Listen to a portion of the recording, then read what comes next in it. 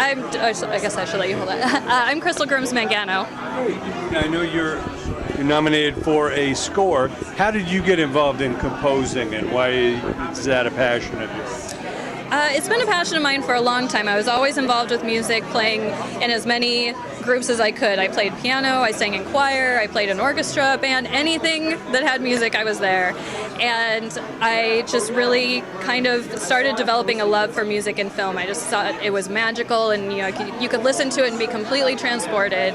And it's an experience that I don't really find anywhere else, and I wanted to be a part of it. Yeah. Well, so many changes in the music business, a lot of creative people out there, and seems to be more and more programming coming up, more outlets to get it out to. What advice do you give to those young, musicians, people interested in doing, music for film or TV or media?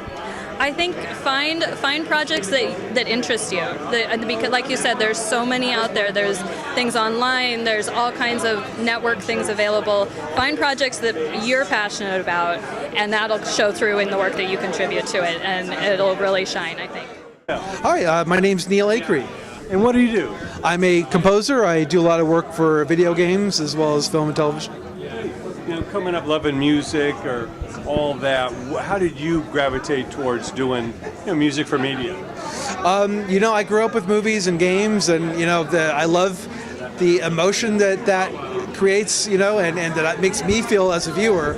I love being able to give that back to people that are experiencing games or movies, to move them emotionally. It's a powerful and wonderful feeling. Yeah, it's hard to imagine a movie or a game without music. Absolutely, yeah. Now, what advice do you have to the young creatives coming up that, maybe started to want to be a rock star or songwriter, and then they understood that there's more opportunities maybe in doing, composition for film or other areas? What are the advice you give to creative people coming up?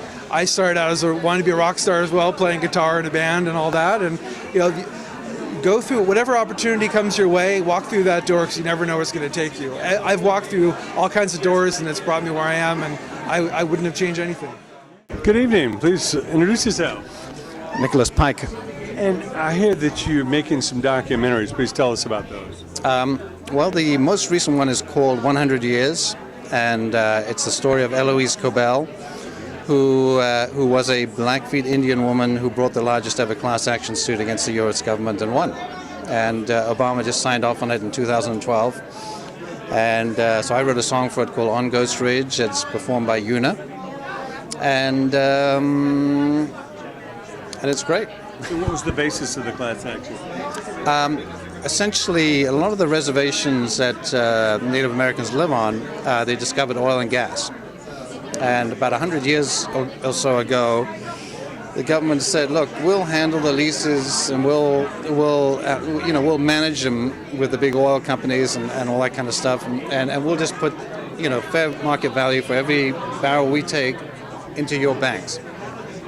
Of course, you know how this went. They put pennies on the dollar in their accounts. So, this went on. It literally went on for 100 years until this woman, Eloise Cobell, came along and said, if I don't do something about this, who's going to? So she brought this class action suit, and after 14 years of fighting the government, Obama finally signed off on it in 2012, and he just honored her with just yesterday the Presidential Medal of Freedom for her efforts. Yeah, it's an amazing story. We'd love to hear more about that. And what other documentaries do you have? The other one I just finished recently is called For the Love of Spock, and it's it's a documentary about Leonard Nimoy in the Star Trek years, and the relationship with his family during that whole era.